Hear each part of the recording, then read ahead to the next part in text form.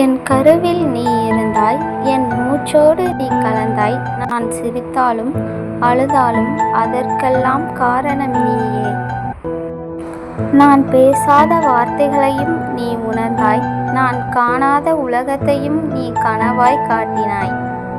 ஆனால் நான் காத்திருந்த அந்த ஒரு நாள் என் கைகளில் நீ வரவில்லை.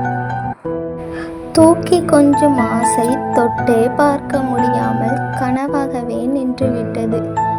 இன்று உன் சத்தம் இல்லாமல் என் வீடு அமைதியாக இல்லை, அது வெறுமையாய் கத்துகிறது. காணாத என் உயிரை, உன்னை நான் தொட்டதே